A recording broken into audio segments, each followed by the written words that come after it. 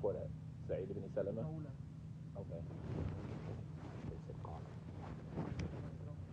أن المغيرة بن بردة وهو من بني عبد الدار أخبر أخبره أن أبا هريرة يقول سمع أخبره أنه سمع أخبره أنه سمع أبا هريرة يقول سأل رجل رسول الله صلى الله عليه وسلم فقال كنا نركب البحر ونحمل معنا قليلا من الماء فإن توضأنا به عطشنا أفنتوضأ بالماء فقط فقال رسول الله صلى الله عليه وسلم هو الطهور ماءه الحل للوضوء.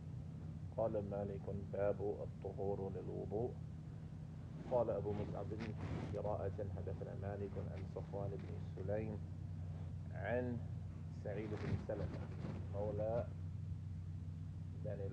بن أزرق أو من آل ابن الأزرق عن المغيرة بن أبي بردة أن المغيرة بن أبي بردة أخبره أنه سمع أبا هريرة رضي الله تعالى وهو من بني عبد الدار هو سمع أبا هريرة رضي الله تعالى عنه قال سأل رجل رسول الله صلى الله عليه وسلم فقال يا رسول الله صلى الله عليه وسلم إنا نركب البحر ونحمل معنا قليلا من الماء فإن توضأنا به عطشنا أفنتوضأ بماء البحر فقال رسول الله صلى الله عليه وسلم هو طهور ماؤه الحل ميتته.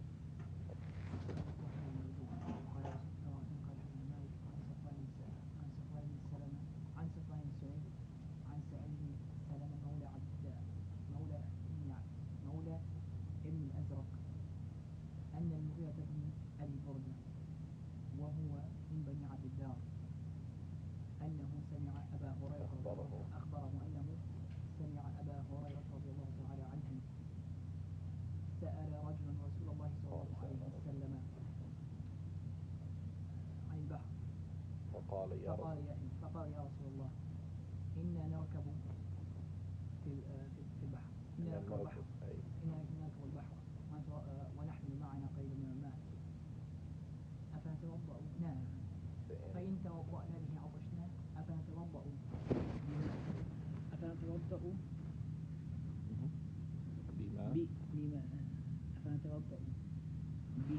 بماء البحر فقال رسول الله صلى الله عليه وسلم هو الطهور ماءه.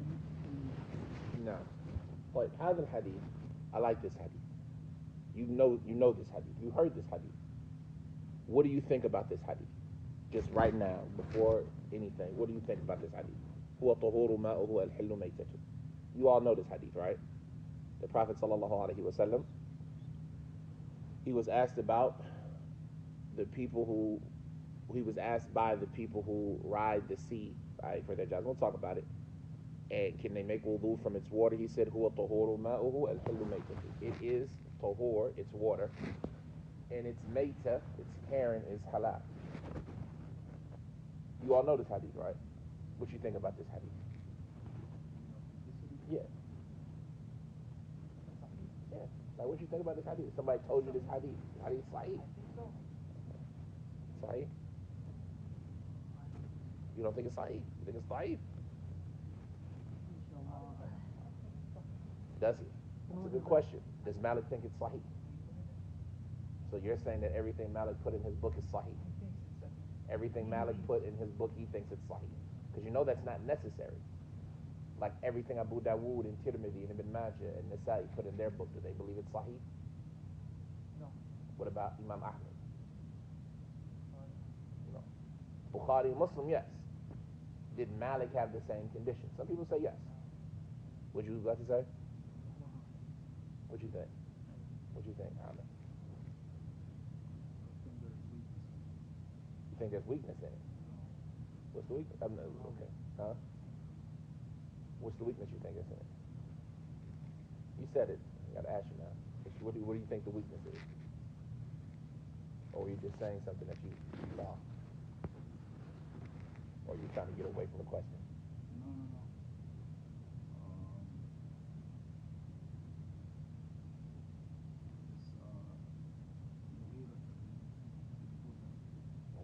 Speak about them. Are you just asking me what I I'm think? just asking you what you think. I wasn't asking for no research, no. I just want like yesterday somebody told you this hadith. Yesterday you told this hadith to somebody. I'm saying there's weakness, but that's the only thing I can. You think there's weakness in it? Like do you? Found that there's weakness. You found that there's weakness. But in it. originally I thought it was authentic. Okay. Do you remember what you found from weakness in it? Which Okay, the person is unknown. Okay. You found that too, that the person's unknown. The reason I ask this question because this hadith is a good lesson in why we learn. Right? When we talk about why we learn, a lot of us know this hadith. And a lot of us tell everybody this hadith. And if you ask any one of us, right, before necessarily learning, we would all say what? Hadith is sahih. Right? So everybody knows this hadith. And then when you learn a little bit, then you start to question, well, hold on, is this hadith sahih? And then when you learn a little bit more, you understand why they said it was sahih. And so this hadith is a good lesson about the levels of an individual and their learning and their understanding. When a person doesn't know anything, he'll say anything. I heard people say it, I say it. This hadith is authentic. Then when a person learns a little bit, that's when it's dangerous. Because they'll start to say something that nobody said, based on what they think from what they learned, not knowing the full picture.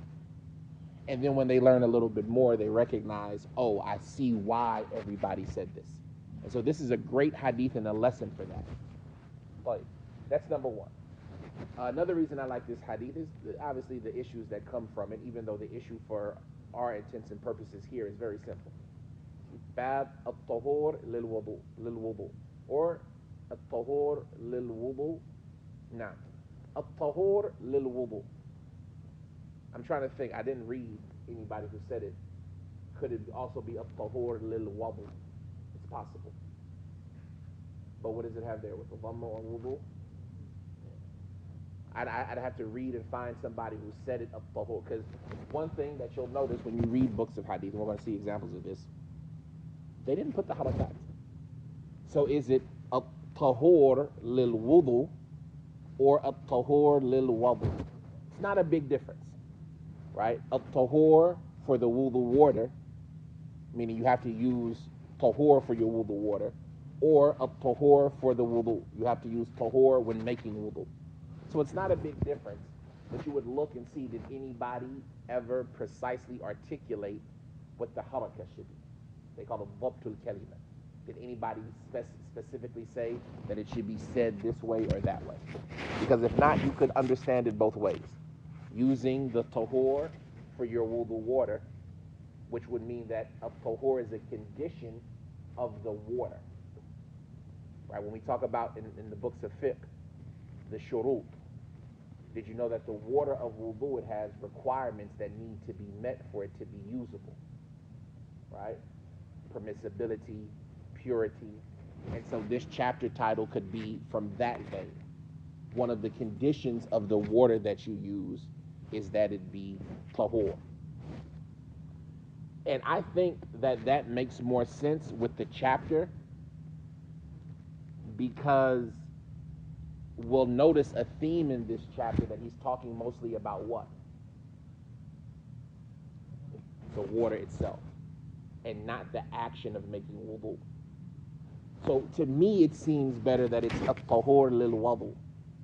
But it's not a big difference. You can say from the conditions of wudu is that the water be tahur. So it could be saying that this chapter is about at-tahur for your wudu, or it could be at-tahur when doing wudu. At-tahur, what is at-tahur?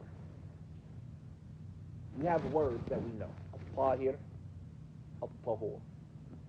At-tahir is something that is sifa ismu fa'il. It's something that is described with that quality. So tahura means to be pure, to be clean. An-nadhafa, wal-nazafa. You say tahura shay idha nadhafa. Wa this is the word tahir.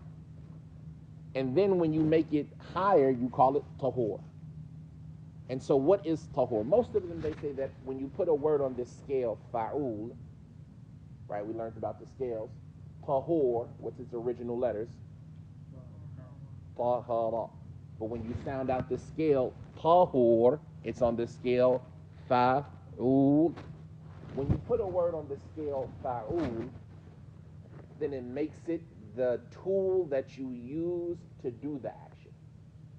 Whatever the action is, whatever the word is, whatever the meaning is, then it's what you use to do that. And if you put it on the scale fu'ul, then it's doing that action itself. So for example, like when we say, what do you eat in the morning? When you eat in the morning, what is that called? In Arabic. Okay, futur with a dhamma. Your action of eating. But in Ramadan, we call it what? Suhoor. Suhoor. Right, that's your action of eating. Right? But the food that you're eating, what do we call it? Sahur. With the fatha. So sahur is the food that you eat. Suhoor is your action of eating. And there are a lot of words like this in Arabic, whether it be on this scale or other scales. Right? When you say jinaza versus janaza, what's the difference? Right? Jinaza is the thing that you're carrying the dead body on. Janaza is the body that's on the top, or the salat itself, right? Is it salatul jinaza or janaza? When you talk about jinn in jannah, jinnah in jannah, what's the difference? Min al-jinnati wan-nas, right? Rabbana atina, yani al-jannah. You got Jannah and Jannah. Jannah is the high one, the one that's in paradise, right? Jannah. And Jannah with the kasra is the concealed one, the hidden one, the jinns that you can't see. There's a lot of these subtle things in Arabic that just changing the harakat changes the meaning. And so here we have tahur. And we say that this scale fa'ul, it can at times be used to represent the thing that you use to do the action. So if tahura is to become pure, then tahur would be what? The thing that you use to clean, which is a category of water known as tahur. Allah says in the Quran, وَأَنزَلْنَا مِنَ السَّمَاءِ مَاءً طَهُورًا. As far as tuhur, with a dhamma, then that is your action of cleaning, right? Al-tuhur shatrul iman. The hadith of the Prophet ﷺ, he said, Al-tuhur is half of iman. What does that mean? Cleaning, right? Being clean, cleaning up, cleanliness is half of iman, right? So it's not the tool that you're using to clean, it's the action of doing it. And that's similar, like we talked about wudu and wabu and things like this. The scholars, they disagree about water. How many categories is it? Is it 2 categories, or is it a 3rd category in addition to that? So with consensus, there are 2, tahur and najis. And with disagreement, the 3rd category is what they call tahir, water that is tahir, which is something that isn't tahur or najis. And so those who make 3 categories, they say tahir is the 3rd category, while those who don't, they say that tahir and tahur are the same thing. So when you find somebody referring to tahur water, they really mean tahir water. And when they say tahir water, they really mean tahur water, because they're the same thing. And Allah knows best that this is the stronger of the 2 opinions. Those who qualify or classify water into 3 categories, there's really no strong evidence for them in what they say.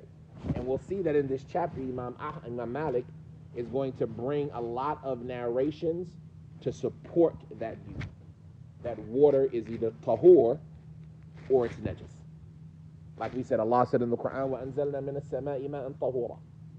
And this first hadith we have in this chapter, the Prophet ﷺ, he said what? Huwa tahur ma'uhu. So we know that there's tahur water, and then we say after that, bring your evidence that there's something different than that beside najas. Al-ma'u tahur la yunajjisuhu shay. All water is tahur, Nothing makes it najis. And obviously, the conversation about water, we'll touch on it here and there in this chapter, but to get deep into it is a place other than this. The hadith, he says, قال أبو مصعب قراءة, يعني the person was reading this to Abu Mus'ab. So instead of Abu Mus'ab telling them the narration, this student was the one who read it to Abu Mus'ab, or somebody read it to Abu Mus'ab, and he heard it and approved of it. He said, حدثنا Malik, that Malik told us. Now, something that, since we're talking about presenting to the teacher and the teacher saying it directly, one thing that you have to know is that Imam Malik, he didn't used to read his hadith to the people. So even though we said haddathana a lot of times means that you heard it from the words of the teacher, with Imam Malik, you have to know that that's not the case. He didn't differentiate between haddathana and akhbarana. And Imam Malik used to believe that the teacher shouldn't say it to the student. The student should read it to the teacher. So the people who learned from Imam Malik, they all presented it to him, and he approved of it. It's very rare that Imam Malik narrated the hadith to someone from his own words. He says, حدثنا مالك عن صفوان ibn Sulaym. Safwan ibn Sulaym al-Madani, Abu Abdullah. Safwan ibn Sulaym al-Madani, Abu Abdullah al-Zuhri, Mawlahu. He was from the freed slaves of the children of Abdurrahman ibn Auf, right? They freed him, and so he was attributed to them through his emancipation. And we talked about before that if a person frees a slave, then they become like a relative to that person in the absence of other male relatives on their father's side. And so you follow behind that person in their tribe. And so the ways of relationship are blood and milk and marriage and freedom in Islam. These are the methods of relationship. How do you make somebody a member of your family, or how does somebody become part of your relationship, your family members? It's through blood, nasab, through milk, rada'a, through marriage, sihr. Allah talks about وَجَعَلَهُ نَسَبًا وَصِهْرًا, right? And then there are two other ways, which are emancipation, al-wala, wala'ul itq, right? Wala'ul itq, freeing somebody, emancipating a slave. And then you have wala'ul Islam, making somebody or giving somebody the shahada. They become your family through them. It's even greater than freeing a slave. You freed them from the hellfire. So they follow behind you in your family. They call it wala'ul Islam. And so when they say here, az-Zuhri, he's not from that tribe through blood, but he's from that tribe through wala. From his emancipators, I think it was the daughter of Abdurrahman ibn Auf who freed him. He was a scholar from the people who used to give verdicts in Medina, from the Atba' Tabi'in, Abid, Thiqatun, and they say about him, Rumiya bil Qadr. He was accused of falling into the error of al-Qadr. And do you all know what al-Qadr is? When somebody says Rumiya bil Qadr, what are they talking about? Huh? Al-Qadariyah. Because the word Qadr, there were two groups historically that deviated in this topic.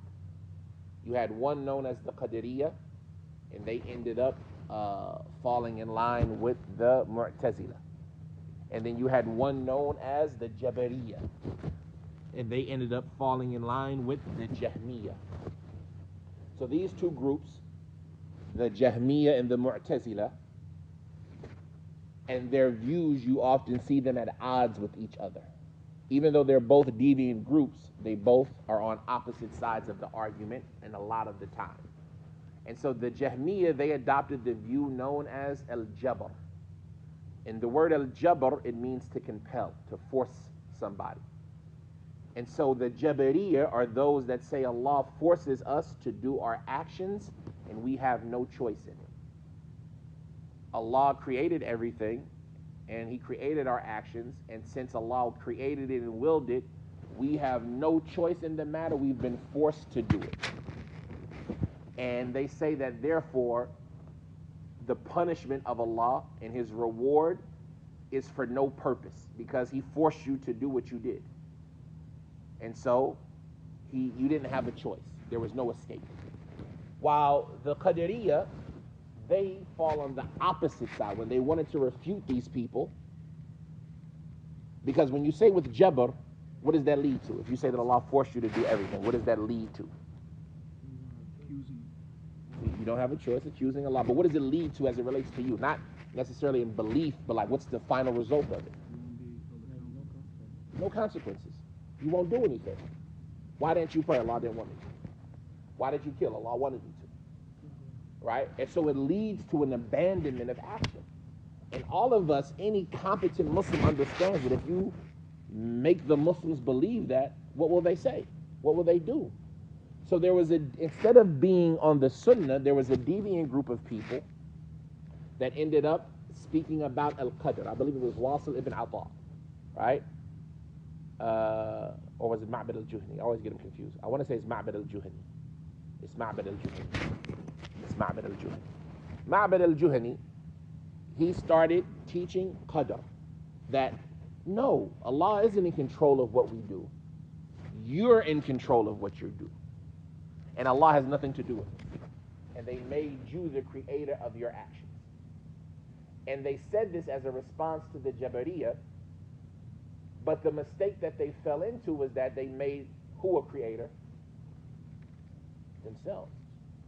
And some of them go as far as to say that Allah doesn't even know what you're going to do when you do it. Because if Allah knew what you were going to do and he didn't want you to do it and you did it anyway, what would that mean?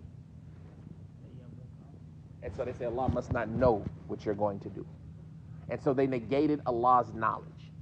And so these are the kafara from them. Those who negate Allah's knowledge, they're kuffar. But there are lesser levels of them that just say, no, Allah knew, but he allowed you, but you created that action and he didn't make you do it. And this was something that a lot of the earlier generations fell into, especially amongst the people of Basra, right? But it wasn't exclusive to them. And why am I giving all of this? It's not Aqidah class. Why are we talking about all of that? Because this individual, Safwan ibn Sulaym, was accused of having fell into it. And there are lessons to learn there. The first lesson: the enemies and innovators in Islam, the enemies of Islam and innovators in Islam, they will often try to use early examples of their deviation. They will often try to use early examples of people who adopted their innovation. And so you see somebody will say, well, this is Safwan ibn Sulaym. He was upon al-Qadr. What's wrong with it? You guys always say Salafi, Salafi. Is he Salaf? He's from the Tabi'in, Atba'a Tabi'in. If not the Tabi'in, right? Because he didn't narrate from any of the Sahaba, but he met two of them, right? And he said with Qadr. So what are you guys talking about that it's wrong? How can you say the Salaf were all agreed in Aqidah, there was no disagreement? And here you have Safwan ibn Sulaym, he disagrees. He was accused of doing Qadr. How would you respond to somebody who used an example of a person like this to prove innovation? And I want to give you a clue, and there's more than multiple ways. It's not necessarily the only answer, but in everything that a person of innovation uses as a proof, there is an evidence against them. Everything that a person of innovation uses as an argument to prove their point, their argument itself is an evidence against them. So somebody says, Safwan ibn Sulaym, Rumi bil Qadr, Salaf. So why are you going to tell me that to have the opinion of Qadr is bid'ah?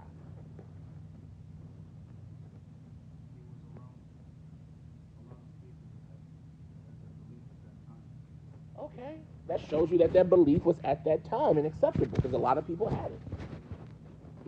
He didn't fall into it. That was the belief. That's the correct belief. You see what I'm saying? How do you know that that belief is wrong? Is it Tabi'i or from the Atba'a Tabi'i? How are you going to say his belief is up there old? How do you know that that belief is wrong? Huh? You saying the hadith is weak? It's in Muwatta of Imam Malik. Imam Malik used this man as a proof, and according to what Fadl told us earlier, Imam Malik, one of the things we talked about Imam Malik, kana yantaqi rijal, he used to only narrate from good people. Safwan ibn Sulaym must be a good person. How would you argue against him? Go ahead. They don't believe in qadr, right? They believe that we're in control. Well, and al-amr unaf. The hadith of Jibreel. Right? But that's what they believe. It shows you that this thing occurred during the time of the Sahaba. That's one way you can argue it. The hadith of Jibreel was about this issue. And when they came to Ibn Umar, what did he tell them? Then tell them that Ibn Umar is free of them and they are free of him. And if they were to spend a mountain of gold in Uhud, the mountain of Uhud in gold, Allah would not accept it until they believed in Qadr. So we see that there's a difference between who?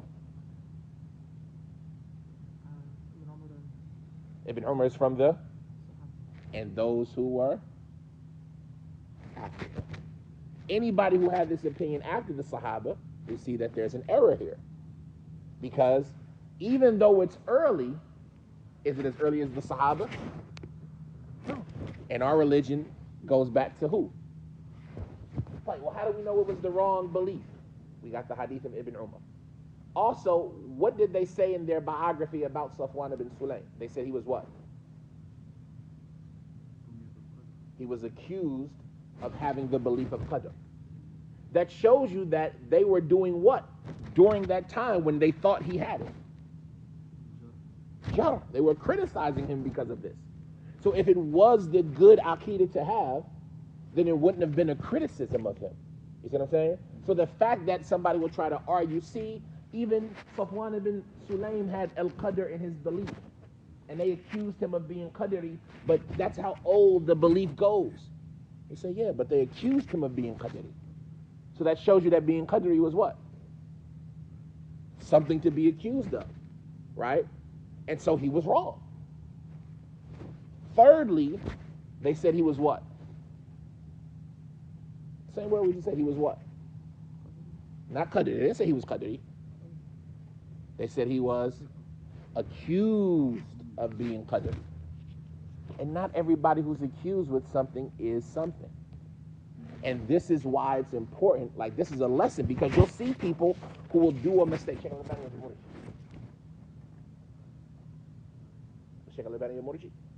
was accused of irja. But there's a difference between somebody being accused of something and being something. And there's a difference between somebody having a trait of someone and being someone, right? So he might have had a statement that resembled the statement of the Qadariyah. He might have had an error that people were quick to say he was Qadari because of it, but that doesn't necessitate that he was from the Qadariyah. He didn't adopt their ways. And this is a principle that all of us should know. لازم القول ليس بقول إلا إذا التزم. The results of somebody's statement cannot be said that that is their statement unless they adopt it. Huh? Just like Bukhari. Even though Bukhari, I lean to the opinion that Bukhari's statement was clear and correct from the beginning, right? He was accused, but I think the people that accused him didn't understand. Meaning that, I can't say they didn't understand because you talk about Muhammad ibn Yahya. But Bukhari was not even, no, it's Muhammad ibn Yahya. Muhammad ibn Yahya. No, the students that heard him say. No. Muhammad ibn Yahya. It's not like, don't think that it's always the students who cause the fitna. Muhammad ibn Yahya accused Bukhari, right? It wasn't like when the students came and they said, Sheikh, he said it this way, and oh, well, then that's it. No. Muhammad ibn Yahya had it in for Bukhari, right?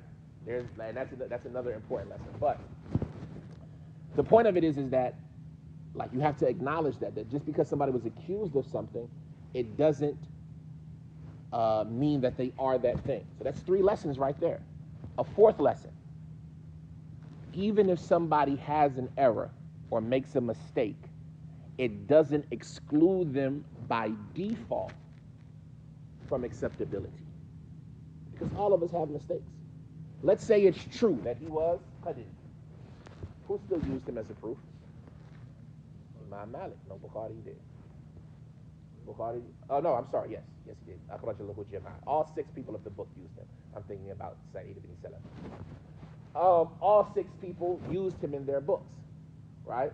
أخرج له الجماعة. All 6 of them used him. So they still thought he was a proof, even though this criticism was levied against him.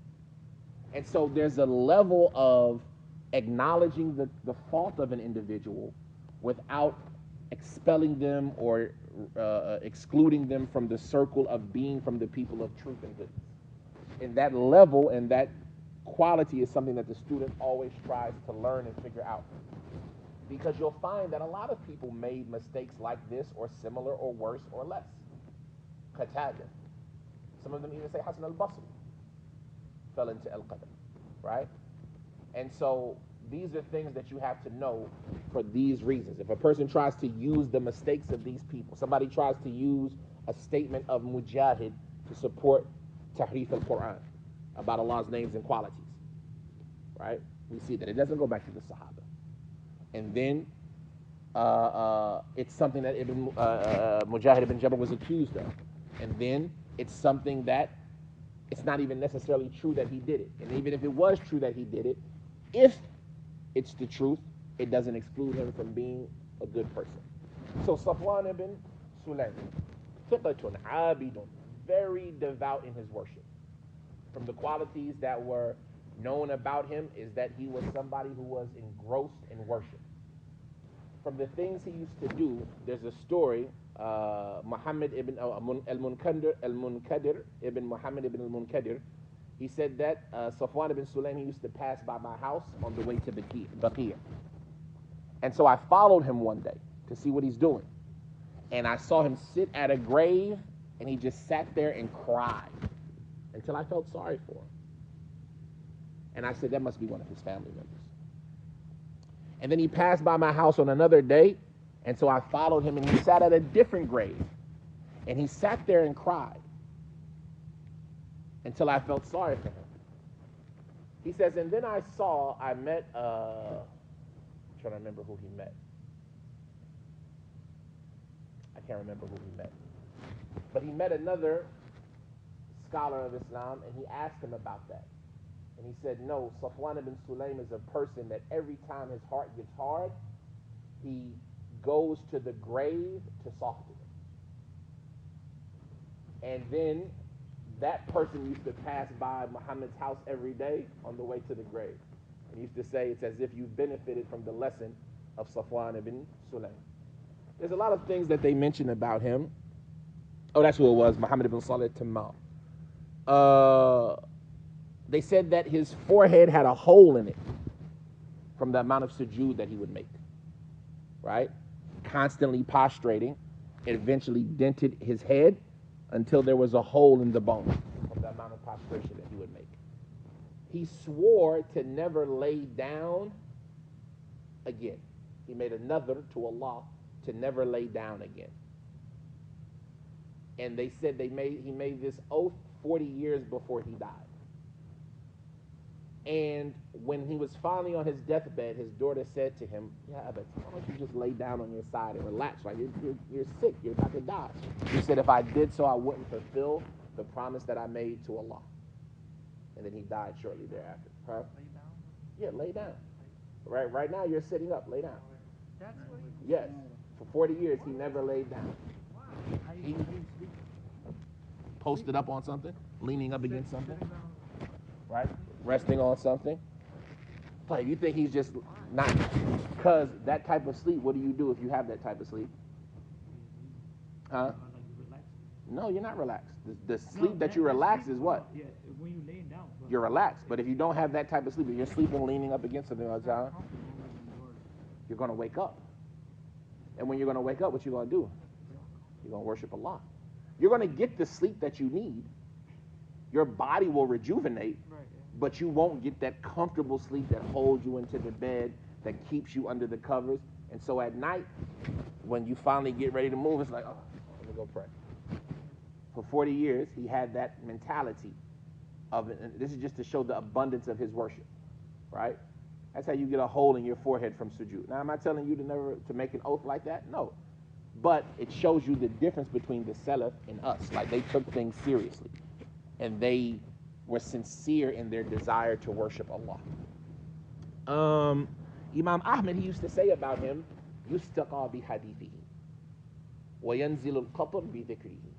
This is a tough statement. He said, "Rain is sought by mentioning his hadith, and Allah sends down rain just bringing this guy up. When you bring up Safwan ibn Sulaym, Allah sends down rain.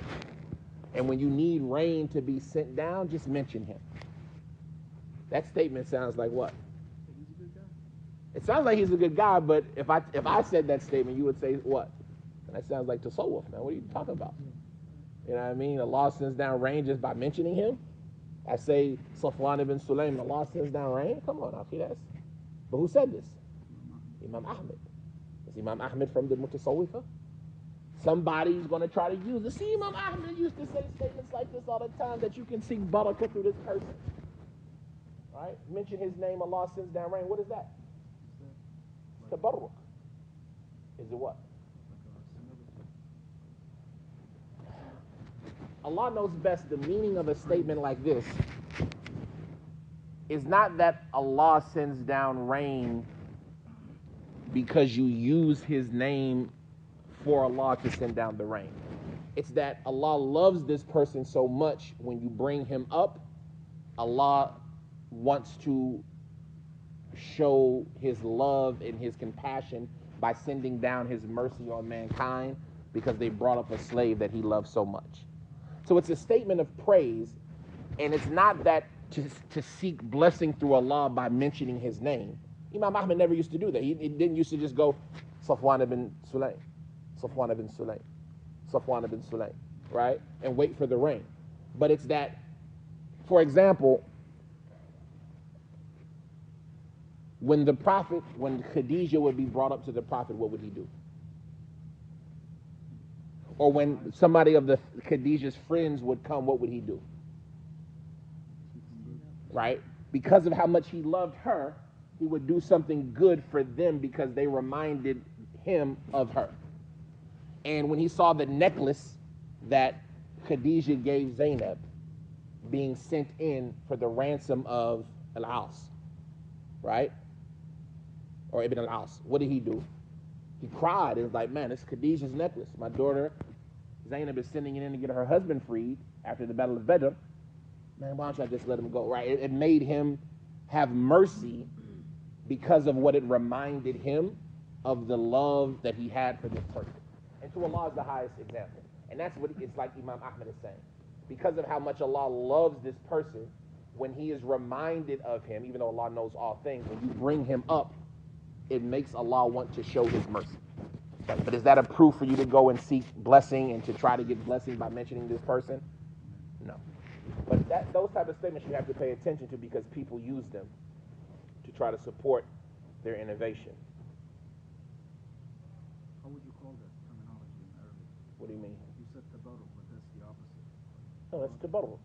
What do you mean? What we're talking about, what Imam Ahmed did? Yeah. It's no terminology. It's just, it's a reality like that. Like, you love somebody so much, remembering them being brought up in your prayer. Like, for example, if you're trying to get on somebody's good side, what's the first thing you do when you go meet somebody that you don't know? You talk about the people that you what? That you share in common. Oh, you know so-and-so, you know so-and-so. To try to get them to be closer to you and more compassionate to you. You see what I'm saying?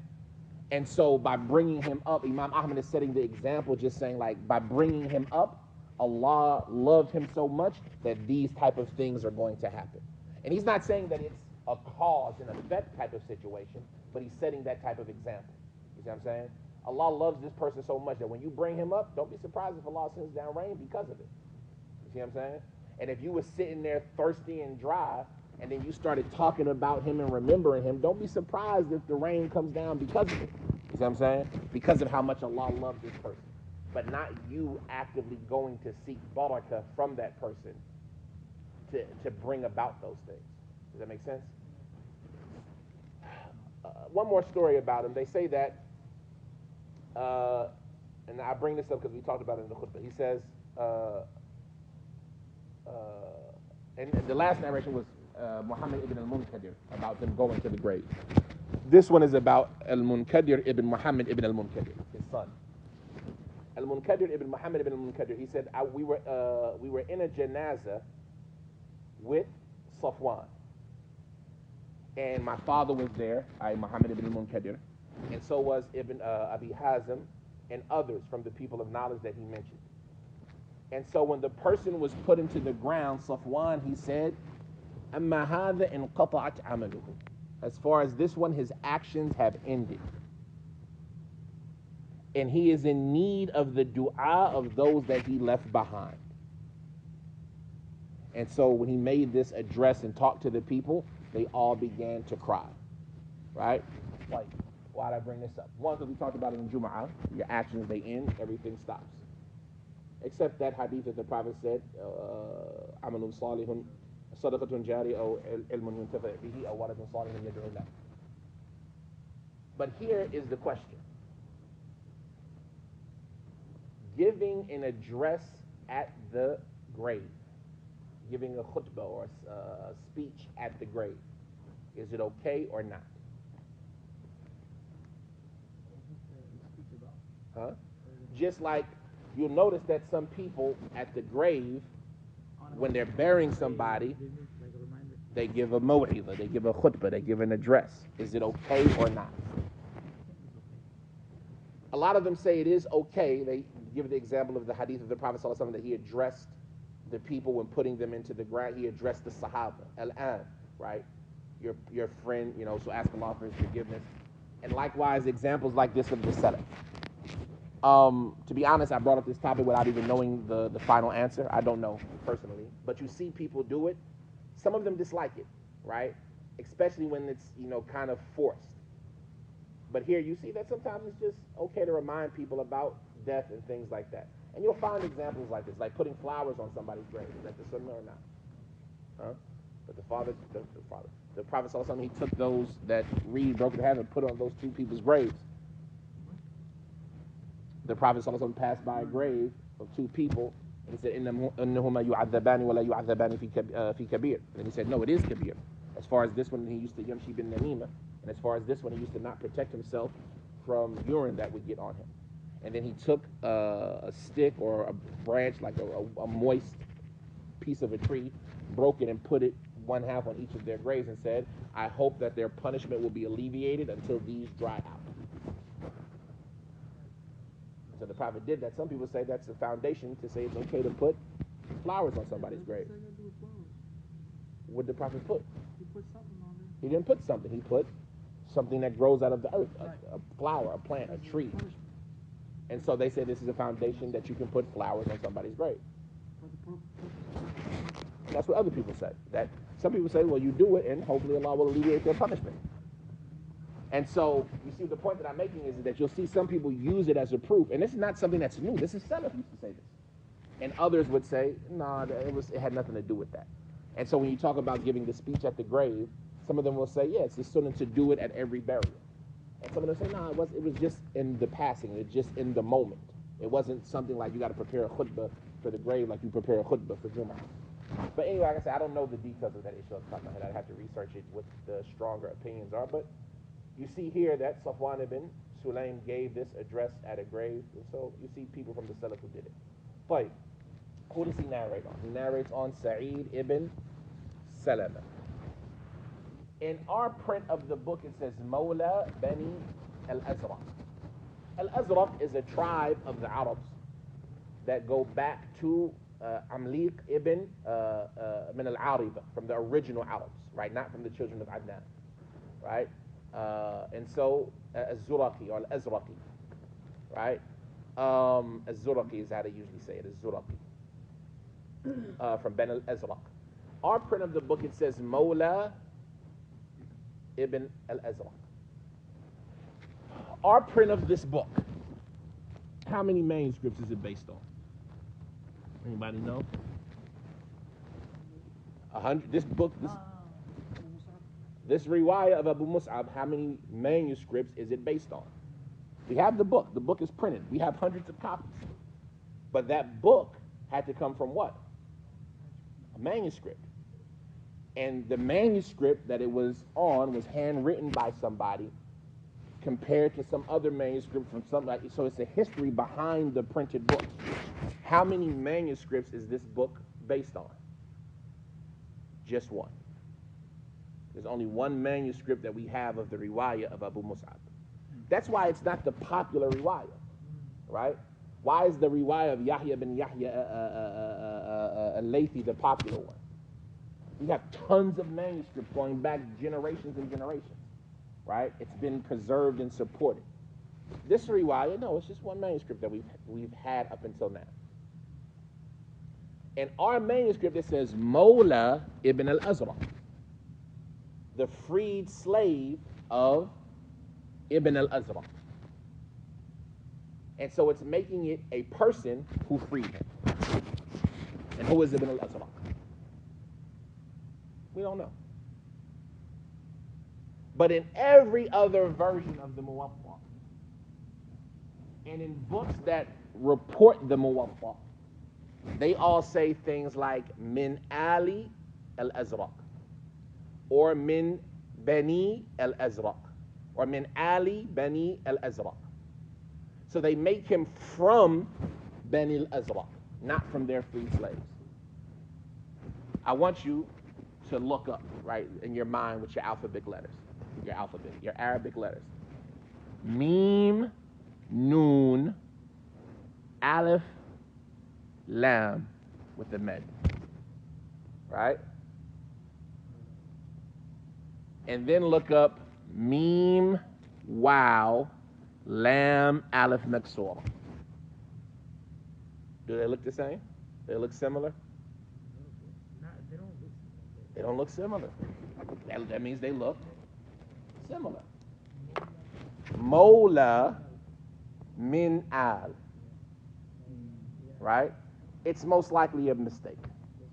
Right? Yes, this is most likely a mistake. This is something you have to do. Every other book, even books that attribute to Abu Mus'ab, that say that they're using Abu Mus'ab's narration, they say that it said min Ali al-Azraq. But in this print it says Mola. It's probably a mistake. You see what I'm saying? Is it Min Ali ibn al-Azraq? Some of them say Min Ali ibn al-Azraq, or Min Al al-Azraq, or Min Al Bani al-Azraq. You see what I'm saying? The point of it is that the Min Al is probably where they got the Mola from. And that type of thing is important when we read our books, as we're going to learn about in Alfiya. It's not enough to just read the book. You have to compare it to the books of old that use those books to see where the mistakes might be. You see what I'm saying? This could have been something important.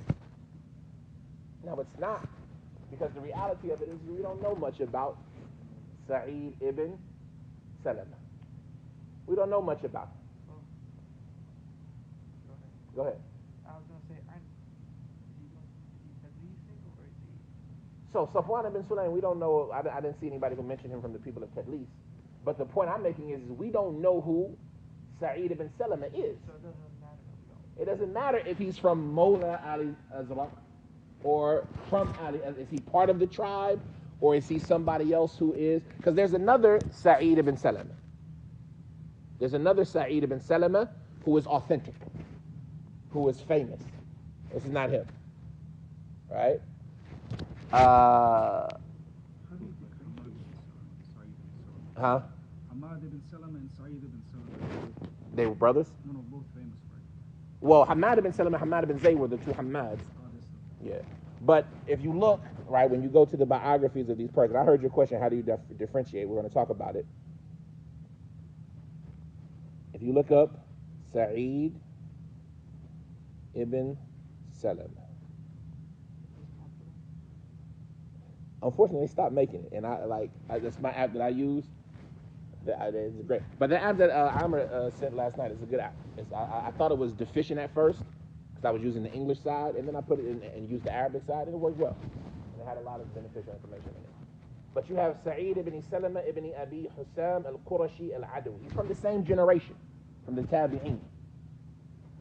Oh, I forgot to mention Safwan ibn Sulaim, he died in the year 132. He died in the year 132. His hadith are in all 6 books. Now, but this Sa'id ibn Salama, there's a famous one who's not this guy. This guy is Sa'id ibn Salama min Ali al-Azraq. And that's why they mentioned that to let you know it's not the other one. Right? It's not the other one. Now, as far as this one, we don't know much about him. Does anybody remember what we talked about when we said somebody who's majhul? Because you mentioned earlier that al-Mughira ibn Abdullah ibn Abi Burda was majhul. But does anybody remember what we said? What makes somebody unknown? Right? When we talk about criticizing people, we talk about hadith being sahih. Right? We said that people have to be what? Adalu wa dhabt. Righteous, reliable. 2 thumbs up, right? To be righteous and reliable, we have to what? For us to say you're righteous and reliable, we have to what? We have to know who you are. I can't say you're righteous if I don't know you, right? And according to the majority, some people say yes, but only when the person is well known. Like Ibn Abdul Barr says yes if the person is well known. But most people say no, I got to know who you are. And how can I know you're reliable if this is the only hadith you're in? This is the only hadith he has. Salama, Sa'id ibn Salama, he's in no other hadith but this one. So how can I compare him to figure out his level of reliability? Huh? So how do I know he's righteous and reliable? Did anybody say anything about him? Well, that's what I'm asking. So, do you remember when we talk about the types of criticism? There's a criticism known as majhul, somebody being unknown. You have mubham, unidentifiable. A guy came into the masjid, right? That person is mubham. I don't know nothing about him. I can't even identify him. A black man sat, a tall woman, right? Rajul, the Sahabi, right? That's a Rajul. That's mubham. We don't even know who he is yet. But after mubham, there's what is known as majhul al-ain, the person whose identity is unknown. We know his name, but we don't know enough about him. What makes somebody majhul al-ain is if they only have one student. If there is only one person to narrate from them. We said that this is Sa'id's only hadith. Who narrates from him? Safwan. For this reason, some of the scholars say that he is unknown. He only has one student. Right? He only has one student, so this would make Sa'id majhul, which would make him da'if. Other people say no. When you research, you find that he has another student, al-Julah Abu Kathir. But the problem is, as we're going to see, I was hoping we'd get over to the other room, but I don't know if we'll get there. But there's a lot of instability in this narration. People getting confused about the names and who is who and what is what. So some people call him Sa'id ibn Salama. Some people call him Abdullah ibn Sa'id. Some people call him Kathir ibn Salama. Right? And everybody is confused about his name. And that confusion, that iftirab, that instability is usually a sign of what? Bad memory, potentially, but also it's a sign of weakness of the narration. If this is supposed to be an authentic narration, why is it so disjointed? Why is it unpinpointed? You see what I'm saying? Why is it so unstable? If this is supposed to be authentic, is it Kathir? Is it Abdullah? If I tell you a story, we went to Schnucks and I bought 3 bags of chips. And then tomorrow I say we went to Schnucks, the same story, and I bought 5 bags of chips. And then next month I said we went to Schnucks and I bought 300 bags of chips. You're going to say, Abdul Hakim, that story, which one was it? Was it 5? Was it 3? Was it 300? Your hadith is, your story is, I can't rely on you because your story is what? Not, inconsistent. It's unstable. Sometimes I beat up 15 dudes, and sometimes I beat up 50 dudes, and sometimes it's, okay, you full of crap. You have any, your story is unstable. And so we apply that same kind of concept to hadith. If your hadith is unstable, look at, he said it this way, he said it that way. It's supposed to be the same story. You see what I'm saying? So was he Kathir ibn Salama? Was he Abdullah ibn Sa'id? Was he Sa'id ibn Salama? Who is he? And since we don't know, that shows us that this must be a weak narration. Because look, it's unstable. Everybody's saying it a different way. So that's that. But other people say, no, Imam Malik is the one who did it the best. Everybody who narrates it from Imam Malik, they say Sa'id ibn Salama. And who would know the best about this person? A person from his city, from his time. Somebody like Imam Malik. Because Sa'id ibn Salama, al-Makhzumi, is Medini. Right? He's from the people of Medina. And because of this, he was deemed to be authentic by An-Nasa'i. An-Nasa'i said he was thiqa. So now that we see he has two students, Al-Julah and Safwan, he has two students. That removes him from being what? Majhul al-Ain. Okay, there's another thing called Majhul al-Hal.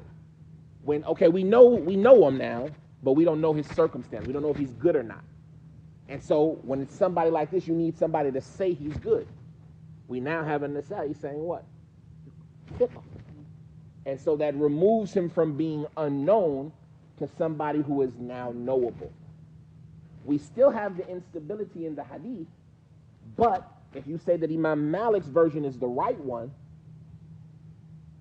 then the instability can be removed. Like if you say this is the true version of the story, the instability doesn't matter anymore.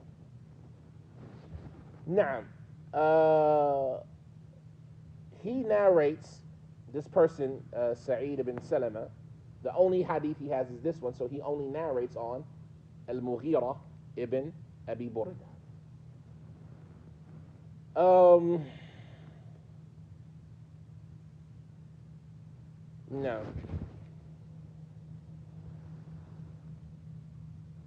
No.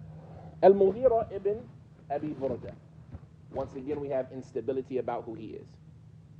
Some of them say he is al-Mughira ibn Abdullah ibn Abi Burda. That's his name. Other people say his name is Abdullah ibn al-Mughira ibn Abi Burda. Or Abdullah ibn al-Mughira ibn Abdullah ibn Abi Burda. So there's instability about his name. Likewise, some people try to say he is unknown as well. Some people try to say he is unknown as well because this is the only hadith he is in. He is in no other hadith except this one of Abi Hurairah. And so this is the only hadith he's in, who's the only student that he has. Sa'id ibn Salama, right? And so they say, well, Majhul al-Ain. He doesn't have any other students, and so we can't say if he's reliable or not. But in some of the books of battles and history, and this is why, like, when it comes to Rijal, it's not just the books of Rijal that you have to go to, right? We say, like, history is a big thing. And there's so much history. There's so many people. How can we expect to know all of them? But this al-Mughira ibn Abdullah ibn Abi Burda, they said he led the armies of Sulaiman ibn Abdul Malik, the Khalifa, in the year 98. And he led the army of Umar ibn Abdul Aziz in the year 100. And he also led some battles in the year 102. So we know about him that he was somebody who was given authority over the armies. Being given authority over the armies, what does that represent? Righteousness. Because they would not give leadership, generally speaking, to irrighteous people. He was in charge of conquering parts of the Islamic West, al-Maghrib al-Arabi, right?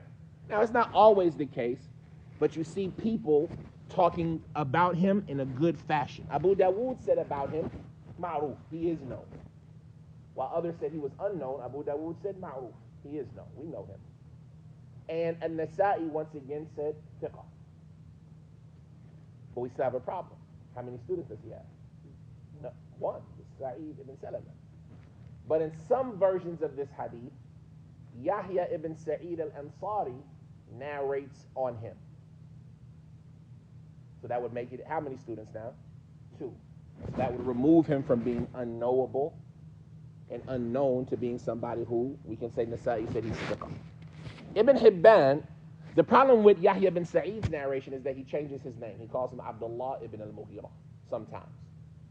And sometimes in Yahya bin Sa'id's chain, he adds his father in between him and Abu Hurairah. So he says, "An al-Mughira ibn Abdullah," or "An al-Mughira ibn Abi Burda," on his father, on Abi Hurairah. And so that's a type of instability, right? But Ibn Hibban says that's just a mistake. And the person is the same person. So this person has kind of reached a quality that we can say, okay, he's reliable, right? We know that he died some year after 100 or 102. And we know that he was somebody deemed of value by Umar ibn Abdul Aziz, right? If nobody else, you can use Umar ibn Abdul Aziz. So that's this hadith. From the people are those that say, when you look at this hadith with all the instability, with the questions about the identities of the people in the chain. Oh, Abu Hurairah, obviously. And we all know Abu Hurairah, Abdurrahman ibn Sakhr ad-Dawsi, 5,734 hadith. Some of the people say, when you look at this hadith, you got instability, a lot of it. You have unidentified people, right? You say Nasa'i deemed them to be thiqah, but Nasa'i wasn't there. He didn't even know these people, right? Because Nasa'i is generations after. And if Nasa'i is the first person saying that they're thiqah, I mean, Nasa'i could just be saying it. You see what I'm saying? He didn't experience them. Also, you have questions about, are they the same people? And do they really have more than one student? This is the only hadith that has them. This is the only hadith that says this up until now. It would make you lean to say what? This hadith is weak. This hadith ain't all that good. And if this is the best hadith you have in this topic, I don't know if I need to listen to you. This hadith is questionable. This hadith is not meeting the criteria of what we said was sahih. Like, from the people who said this hadith was sahih. Al-Bukhari, Ibn Khuzaymah, Ibn Hibban, Ibn al-Mundhir, Al-Khattabi, Ibn Manda, Al-Tahawi, Al-Hakim, Ibn Hazm, and others. All of them say this hadith is authentic. Like, they didn't just say, right, they deemed the hadith to be authentic. Are you talking about the They didn't. chain? They're talking about this hadith. They said this hadith is authentic. Like, let me tell you what Bukhari said. In Tirmidhi, he mentions on Bukhari. I don't have Bukhari's name. In Tirmidhi's book Al-Ilal, he says we asked Bukhari about this. He said the hadith is authentic. Right? What does that mean? How can this hadith be authentic when we look at all the criticism we just said about it?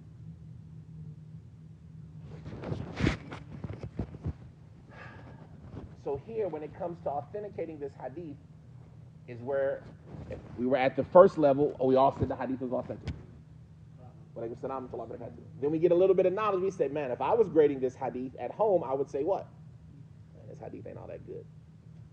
But then I look to check my work, and I see all of these scholars said it was authentic. Right? How could they get there? Somebody might say, well, they get there through mutaba'at, through supporting narrations, shawahid. Because there are other versions of this hadith, like on Jabir, like on Ibn al-Fazari, Ibn Fazari or Farasi, I forget how to pronounce his name. Some of them say there's a narration on Ali. They mention it on some of the companions from Bani Midlaj. And so there's other versions of this hadith, but none of them are as good as this one. So if they're weak too, do they support this one to becoming sahih? Well, you said Hasan li ghayrihi, but they said sahih. So some of them use that pathway. But in all of those other narrations, one thing stands out, that there's still instability. Because, which narration is the right narration? Or is it different narrations? Or are they the same thing? So that it kind of adds to the instability. So sometimes multiple versions of a hadith can make the hadith weaker before it makes it stronger, depending on the circumstance. Sometimes multiple versions can make the hadith stronger, but sometimes it can make it weaker because it's just more instability. So obviously that requires research. And some of them say that this hadith, like Sheikh Abdul Karim al-Khudair, he says this hadith is authentic because of all of its chains, all of its different versions. And you have statements from the Sahaba that support it. Like Abu Bakr has a statement that is exactly this. And so maybe Abu Bakr said it from his statement because he was too scared to attribute it to the Prophet, which is something the Sahaba used to do a lot. But other people, the reason I bring it up is because there's an issue here. What do we say on the first level? What do you say the Muslims say about this hadith? All the Muslims say it's sahih. Right? Not all of them. Ibn Abdul Barr, he said, no, this hadith is weak. This isnad, this hadith, la yuhtaju bimithlihi. Right? And Bukhari saying it's authentic, I don't know where he got that from. This is what Ibn Abdul Barr was saying. Because if it was authentic, he would have used it as a proof, and he did. But that's not accepted from Ibn Abdul Barr because it's not necessary for Bukhari.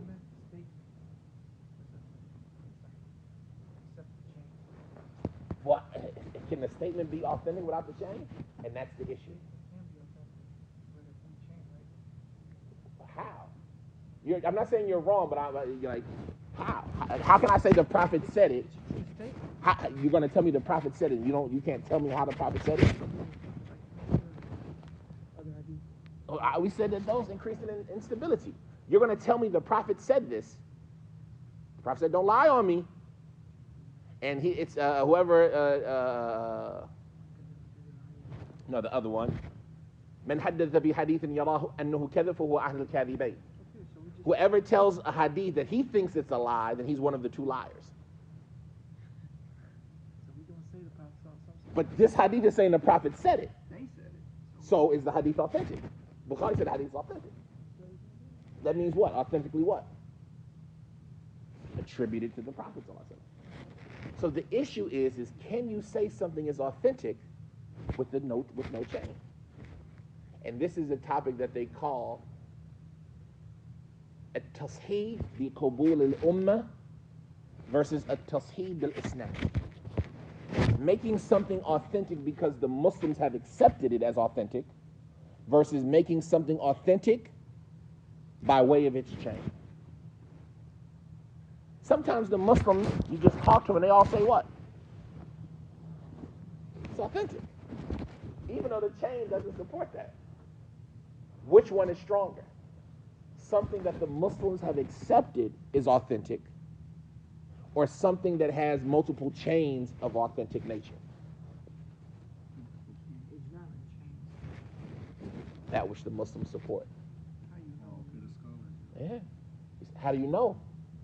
It's a tough thing, but when we look at this hadith, what does everybody say? Sahih. Even Ibn Abdul Barr said it's what? It's sahih. Hadith is sahih. This hadith is da'if, but the hadith is sahih. It's sahih because the Muslims have accepted it to be so. And that is an important proof of consensus. Even though we're going to talk about that. Is there a consensus in this issue? But that's why we don't say consensus. We say the Muslims have accepted it. And the Muslims accepting it is stronger than just having a chain that appears authentic. No. That's what Ibn Abdul Barr said. If Bukhari thought it was Sahih, he would have put it there. But did Bukhari have to put everything that was Sahih? No, he didn't have to put the most. He just put what he wanted to. Not even what he thought. He just put what he wanted to. He didn't say, I'm going to put every hadith that's Sahih or what I think is the most Sahih. He just said, I'm going to put Sahih hadith in this book. You see what I'm saying? So to try to accuse Bukhari, well, if you thought it was like that, people have written books trying to force Bukhari to narrate other hadith. And it's not forcible. Bukhari didn't say he was going to give you every hadith or even the most authentic hadith. He just said he's going to give you authentic hadith. So you can't tell Bukhari, well, you should have said this, you should have said that. It's not necessary.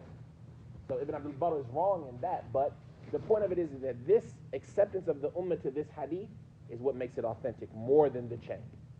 Even though the chain has support and it has foundations, so many Muslims have said that this hadith is authentic, but the hadith is authentic.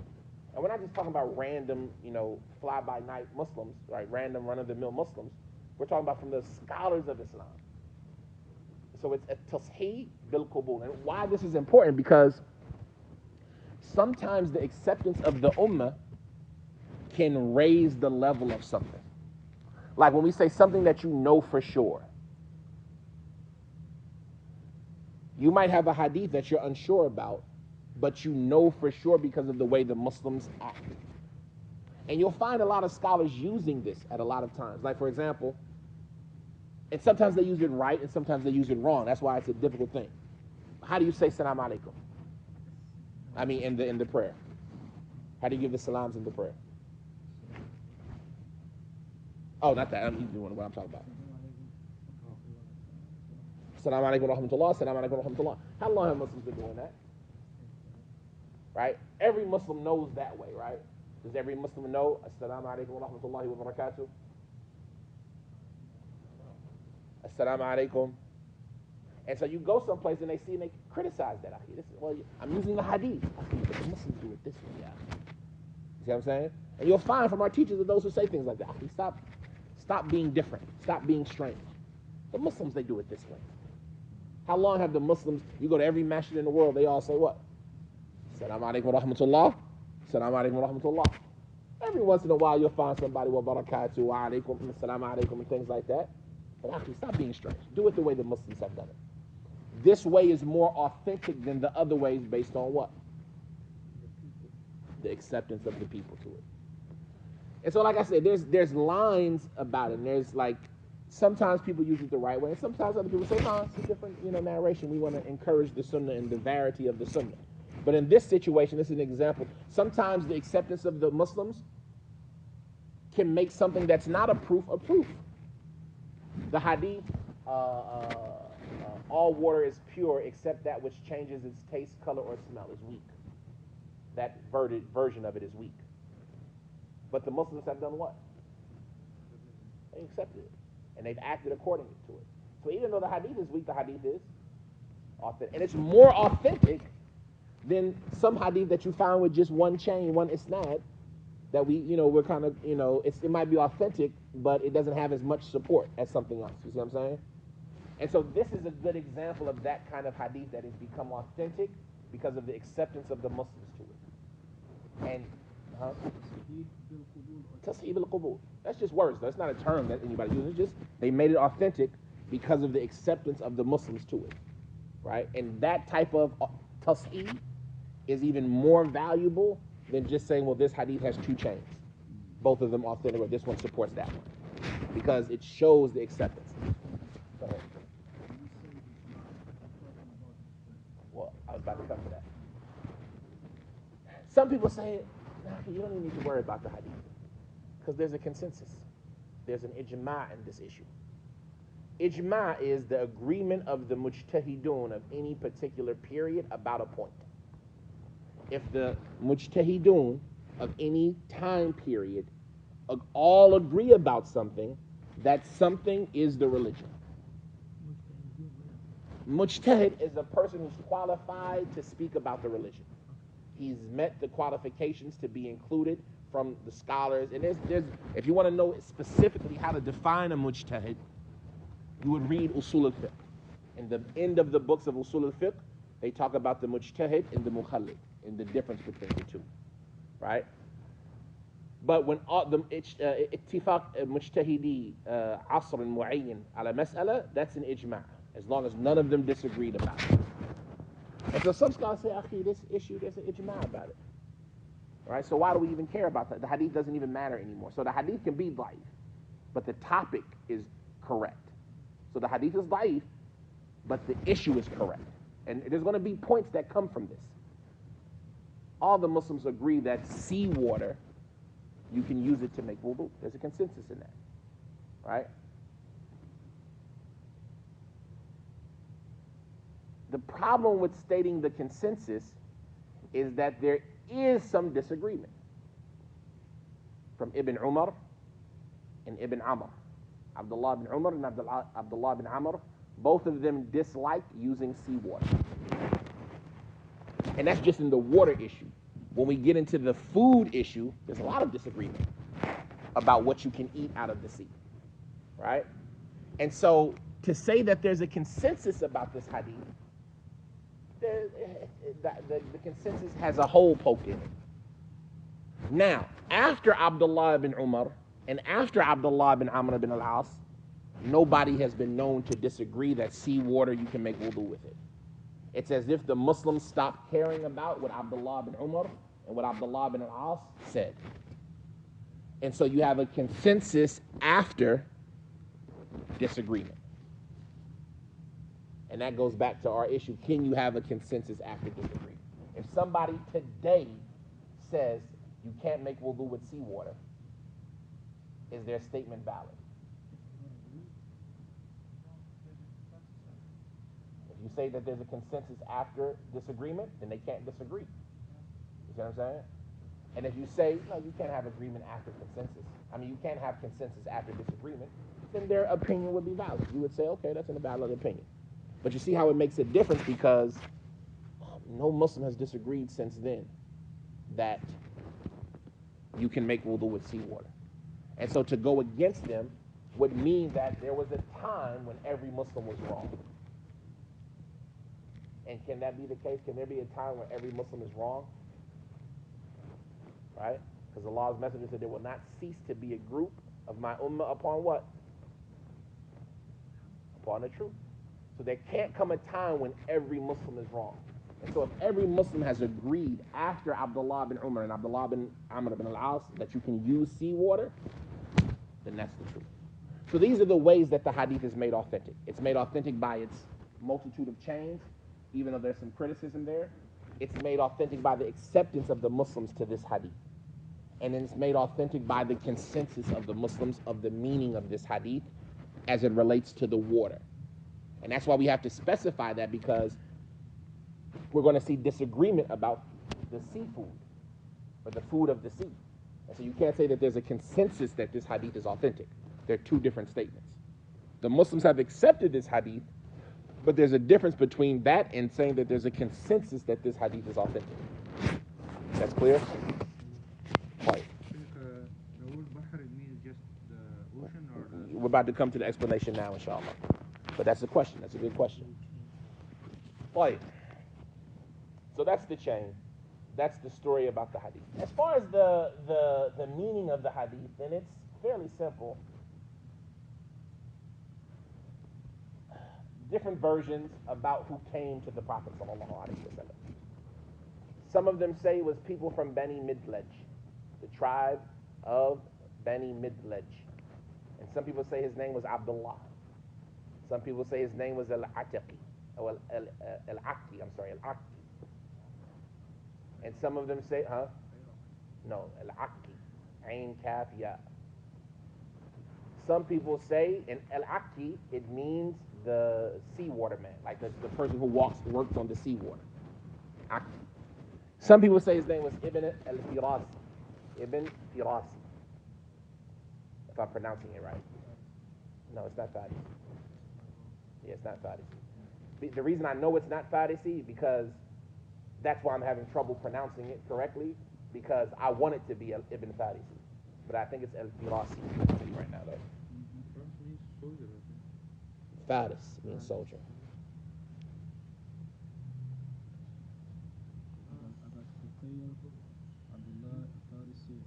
Yeah, al-Firasi. Al-Firasi or al-Aqi. Some people say Abdullah. And they say other than that, right? Maybe some people say Uqayl. If you found it in your narrations, just provide those narrations. And, we'll make the adjustments off of it. Right? But remember, when you're finding the narrations, where are you finding it at? Are you in the book or are you online? Book? Okay. And because a lot of times people make typos. You see what I'm saying? Farisi is what you want to say. Everybody knows Farisi, right? And that's why Firasi that's what it is. Is what it is, because it's against the norm. Aki is a word that you don't hear all the time, right? Like we said, the salt, the one who moves in the salt water, right? I didn't hear Uqayl. I didn't see that one. I saw Abdullah and Bani Midlaj. At the end of the day, we don't know who asked the Prophet for sure, sallallahu alaihi wasallam. And this is what leads us to that instability, because it's the same narration. So what tribe was he from? What was his name? If he was Sahabi, doesn't matter. But it doesn't matter that we don't know, but it matters that they can't get it right. You see what I'm saying? It wouldn't matter if we knew Aki or didn't know. But the fact that you got the same story 6 different ways means there's something wrong here, right? Unless you find a way to put them all together. Like, for example, we could say the St. Louisans were sitting in Grand Masjid. And we could say the Somali was sitting in Grand Masjid. Was he St. Louisan or is he Somali? You see what I'm saying? We could say Beni Midlej from the majority of them. Well, there might have been somebody else working with them who wasn't from them. We could talk about one person who was doing the talking, even though there were other people there who had the same question. You see what I'm saying? So there are ways to put the stories together, right? We could say Ibn Farisi asked, actually, and Al-Aqi is his description. And even though he's not from Beni Midlej, he was with Beni Midlej. And Abdullah is because his actual name is Abdullah. You see what I'm saying? All of those things, we could put them together to try to make sense of it, but at the end of the day, we just don't know for sure. And that's from the things that lead to the instability of the hadith, but it doesn't matter because the Muslims have accepted it. قال أبو هريرة أن رجلا سأل رسول الله صلى الله عليه وسلم. You said عن البحر. Does it say عن البحر? Yeah, it doesn't say عن البحر in that hadith. The reason why I ask because there's multiple versions of the hadith, and some of them say and ma al-bahr, and they mentioned the story about what was going on. They said we travel on the sea for our business, for our work, for our job, right? This is there's an issue that comes from this. And we only carry enough water for our lips. In a different narration. I went to the other narration. In this narration, he says, he said, Ya Rasulullah, inna narkab al-bahr. We ride in the sea. We travel in the sea. وَلَا نَحْمِلْ مَعَنَا وَنَحْمِلْ وَلَا ها؟ This hadith. وَنَحْمِلُ مَعَنَا قَلِيلًا مِنَ الْمَاءِ وَنَحْمِلُ مَعَنَا قَلِيلًا مِنَ الْمَاءِ. And we carry with us a little bit of water. Other narrations, and we only carry وَمَا نَحْمِلُ مَعَنَا إِلَّا قَلِيلًا مِنَ الْمَاءِ, or enough for our lips, enough for us to drink. فَإِذَا تَوَضَّأْنَا بِهِ عَطَشْنَا. So if we make wudu with that water that we carried for our drinking, we'll go thirsty. Because we can't make wudu with seawater. I'm sorry, we can't drink seawater. أَفَنَتَوَضَّأُ بِمَاءِ الْبَحْرِ. Can we therefore make wudu with the water of the sea? And in some of the versions it says, and if we make wudu with seawater, no. If we make wudu with seawater, وَجَدْنَا مِنْ ذَلِكَ. We got some problems with that. We don't feel comfortable doing that. We think it's something wrong with that. We don't have any evidence, but I just don't like making wudu with seawater. It doesn't seem right. وَجَدْنَا مِنْ ذَلِكَ. Yes. Are they saying that because seawater is different than regular water? The reason why they would have a problem with seawater is because when we talk about tahor water, the first thing that people think is that it is water that has not changed. It's water that none of its qualities have been altered. This is what they talk about, al-ma' al-mutlaq. It doesn't have anything else in it. And there's a lot of ways you can approach this. Some of them like to say it's water that remains the way Allah created it. But Allah created the seawater. When you think about making wudu, what do you have to make wudu with? Can you make wudu with salt? Can you make wudu with anything other than water? If you put anything other than water in water, what is now in water? Something other than water. If you make wudu with that water that has something else, did the something else touch that spot, or did the water? No, two things can't exist at the same place at the same time. You didn't mess it up. You took some water and you put some soap in it. Now that is, what things are in that water now? It's H2O. It's H2 and an O, right? And some soap. Did the H2O touch that spot or did the soap touch that spot? Because it mixes with the water. So what touched that spot on your hand? We know the soap water, but which one was it? Was it the soap or the water? It can't be both. This is why some people dislike it. Because I don't know which one it is. If I made wudu with water that has been mixed with something else, maybe I'm cleaning myself with something else. And that something else is in water, therefore my wudu isn't accepted. That's an extreme way to look at things, but that's what it all breaks down to.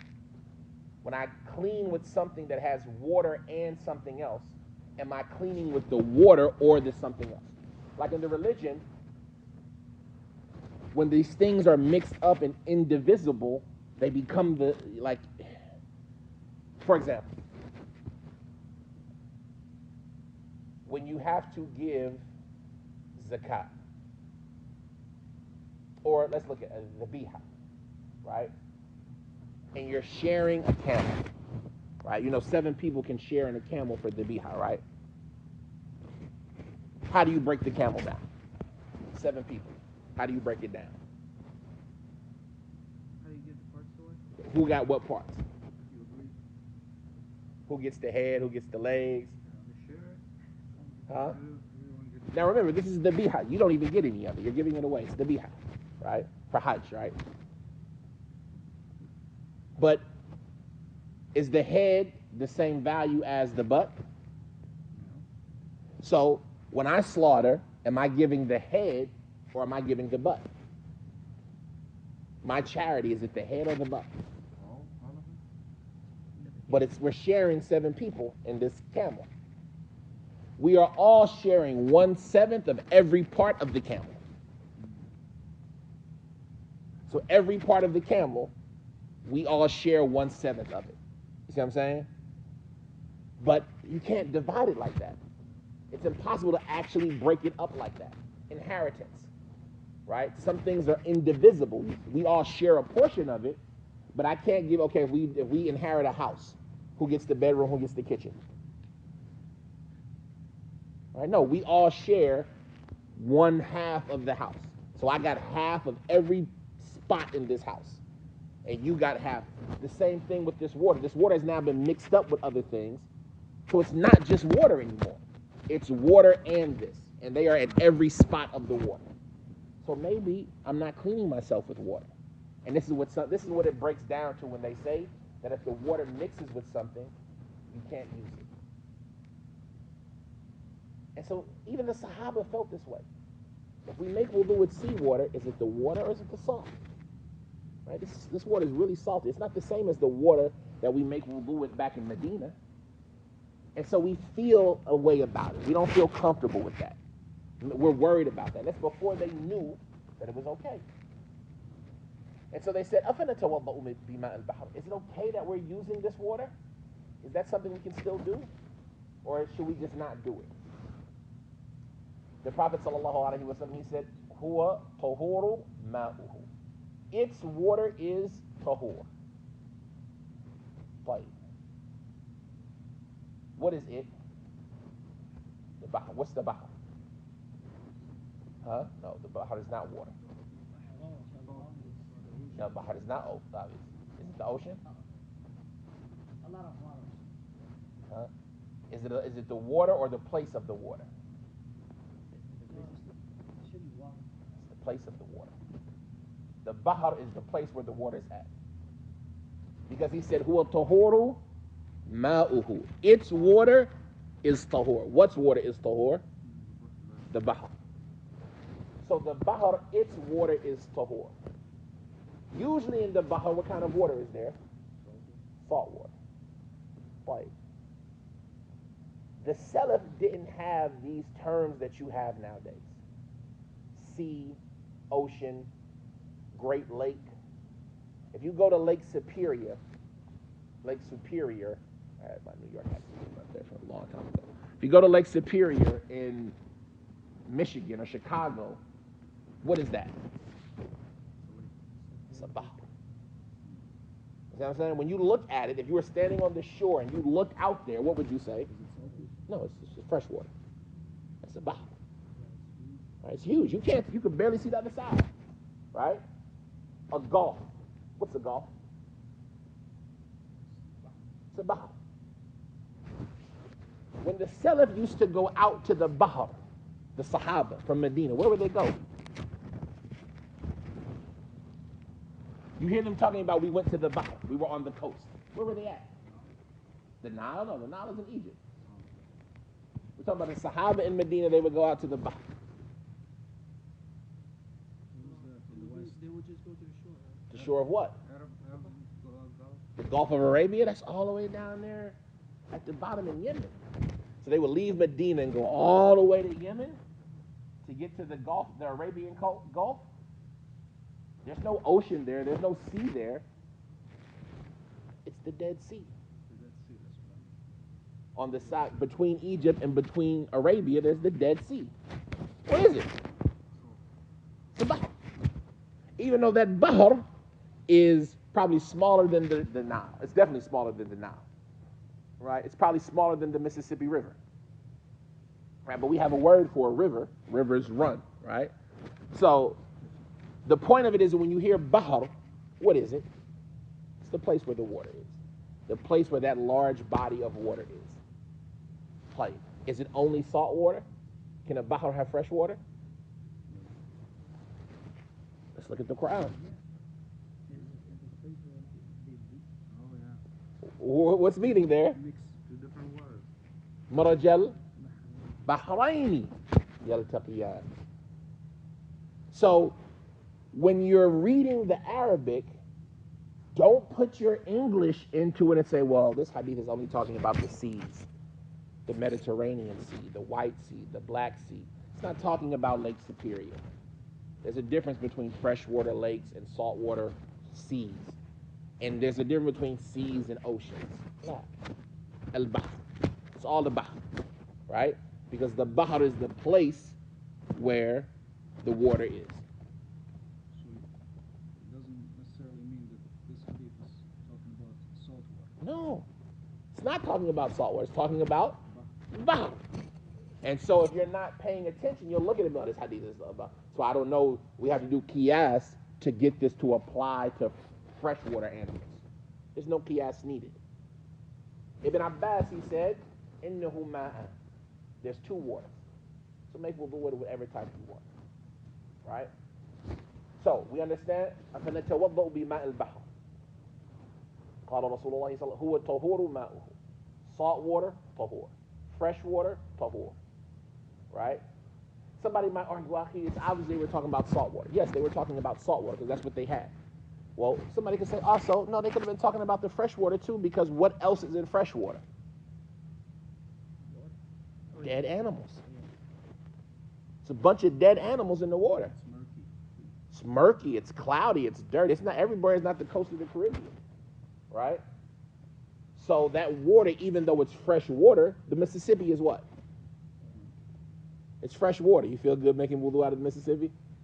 That water gray, right? Smelly. Some days I go across the Missouri River over in St. Charles, and you can smell the river from the 270 exit.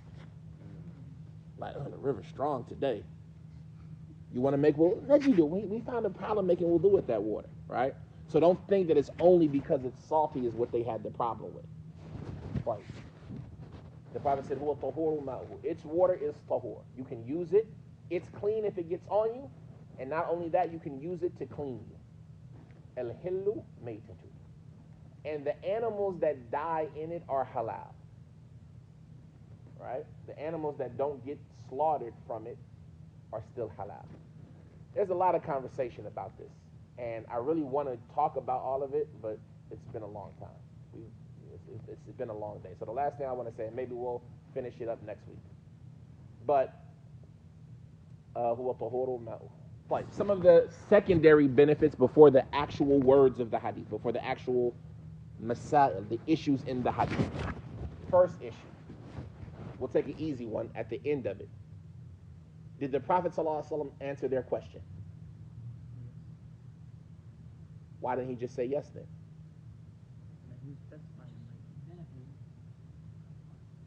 What's the benefit in not saying yes? Because they don't have to that exact location. It's for them. General. Give them more knowledge. Okay, what's the more knowledge?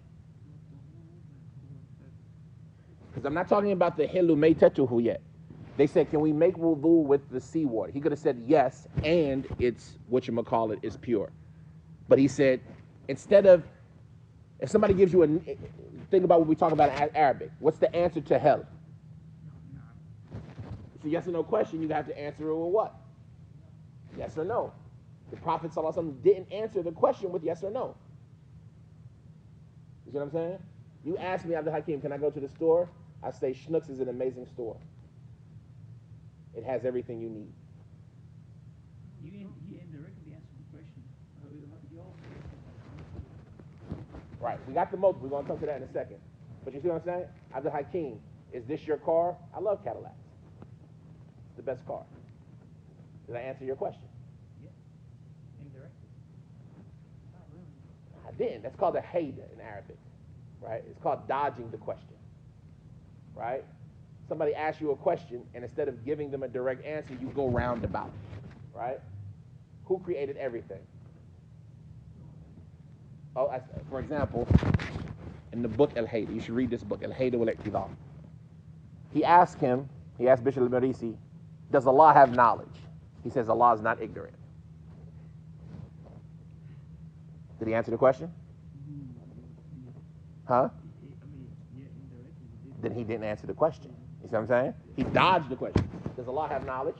Allah is not ignorant. What is this? Why are you dodging the question? Just answer it. Right? They asked the Prophet, he said, it's water is tahur. Here, even though he didn't say yes or no, he still directly answers the question. Because by calling it tahur, he's letting us know that we can what? At-tahur lil-wudu. Right? The chapter title is what? Bab at-tahur lil-wudu. So the fact that it's tahur, you can use it for your wudu. Why didn't he just simply say yes? Some of the scholars, they say that saying yes is unclear. If they say, Ya Rasulullah, can we make wudu with seawater? You could possibly understand from it that it's a rukhsah, that it's only allowable in certain circumstances. We got this and we got that and we do this and this is the situation and we only have a little bit of water with us. Can we make wudu from seawater? Yes. What about if I have a lot of water? Can I make wudu from seawater? Well, the Prophet said yes to them and they only had a little bit. You see what I'm saying? And you can start arguing now. You can't use it if you have a lot of water out here. But by the Prophet saying huwa tahuru ma'uhu, it's clear now. It's general, all of it. If I have a water processing plant in the middle of the sea, right, that has all fresh water in it, and it's in the middle of the sea, can I go to the edge of the processing plant and make wudu with the seawater? Yes, because it's tahuru ma'uhu. So that's the reason why the Prophet didn't just say yes, they say, right? And in this hadith from the benefits is giving more information when more information is useful or needed. Because the Prophet ﷺ, they didn't ask him about can they eat the food of the sea. But he told them that anyway, because if you're only carrying a little bit of water with you, what else are you probably only carrying a little bit of? A little bit of food. And if the wave throws you off course or you get stranded, now you know that you can eat whatever you get out of there. So the Prophet gave them more information because more information was needed. That is a praiseworthy quality. Giving more information when more information isn't needed, that is a criticism. That's a criticism. To give people more information than they need when it's not beneficial is incorrect, right? And so the student always has to be between those two things. Is this information needed or not? Hadithun nas bima yudriku. Talk to the people in a way that they understand. Don't give them more information that they're not going to be able to receive it well. from the issues in this, there's so many issues in this hadith. I love this hadith. Can you put yourself in danger?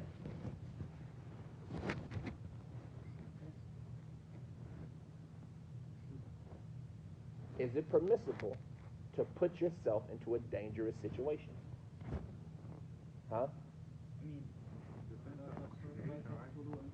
The situation is dangerous. Is it okay for you to go and do it? It's a dangerous, and we're not talking about jihad or something like that, potentially. We're just talking about it's a dangerous, let's say, for example, they're outside shooting. They're in the parking lot right now shooting. Can I say, oh man, I left my book in my car, and go out there and get it? What if your kid is outside? No. That's fine. But I'm asking you, I gave you a scenario. They're outside shooting right now. You hear the gunshot. New Year's Day, New Year's night, they're shooting the guns in the sky. Can I go outside and walk to the store? It's a dangerous situation. You can, but should you?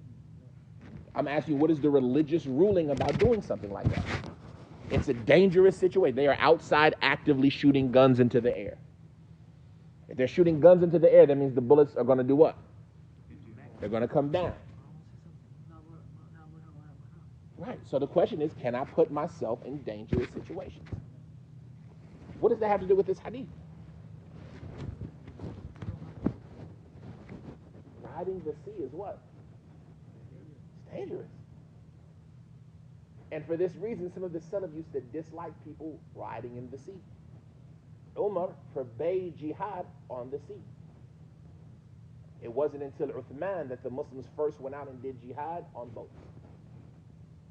And it wasn't until Muawiyah was the Khalifa that we really built our Dar al-Sina, or arsenal, which is an Arabic word, right? Arsenal, they just got rid of the dar, and sanal, sana. Dar al-Sana. That's an arsenal. The point of it is that, so some of the Salaf, a lot of the Salaf, they used to dislike going on the sea. They say it's dangerous. And you shouldn't be putting yourself in dangerous circumstances. To go out on the sea without water. A tawarru, to put yourself in bad situations. How are you gonna, can I go travel in the desert without enough water? But also, like, would it depend on, like, what your goal is for doing that? We're not talking about I got lost in the desert. Can I purposely say I want to go camping? Like, brought that water. How many of you like go camping? And right, you see these people, these kafirs, they have shows like Naked and Afraid and stuff like that, right? Where they go out and they put themselves in bad situations. Put me on a desert island, on a remote island, without enough resources, and make me fend for myself. Can I do that? A lot of scholars say you should not put yourself in dangerous situations. But here we have these Sahaba doing what? Doing dangerous things. They're going out to sea with not enough water, potentially subjugating themselves to dying of thirst. They say that if the situation is predominantly safe, if you feel that the most likely result is safety, then you can do so.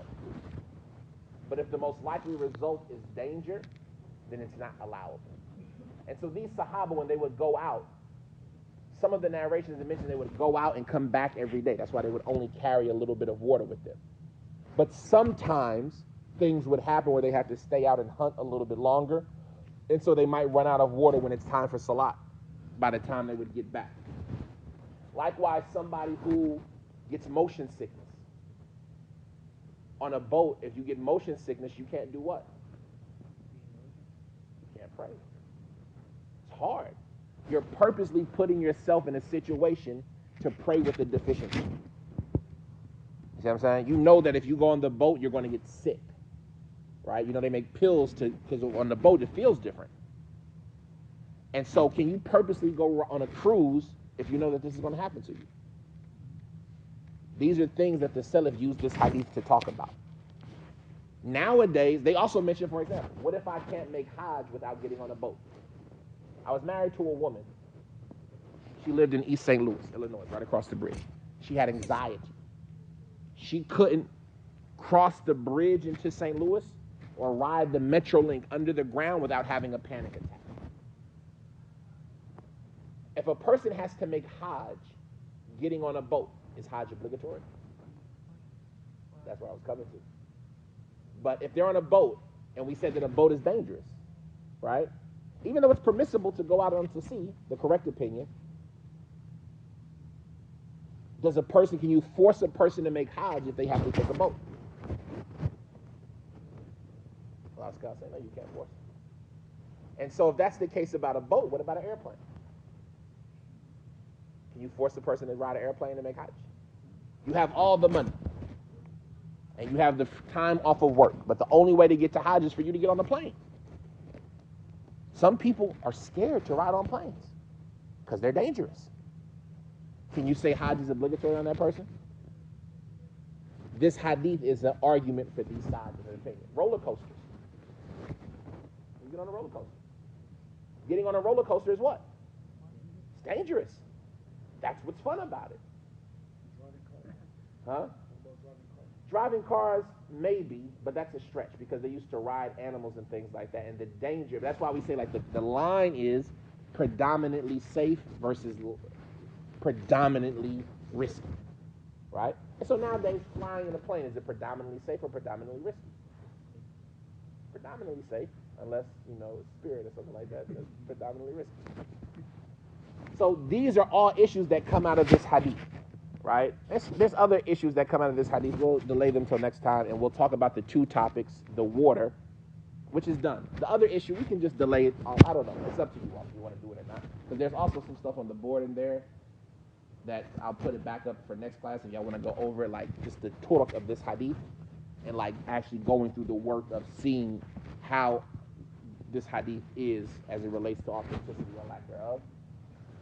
We can do that next week if you want, and we can talk about the issue about the food of the sea, because there's a lot of disagreement about that. Can you eat a mermaid or not? Huh? Says who? Show me where it's not one. I don't know what Allah created. Show me a boat off.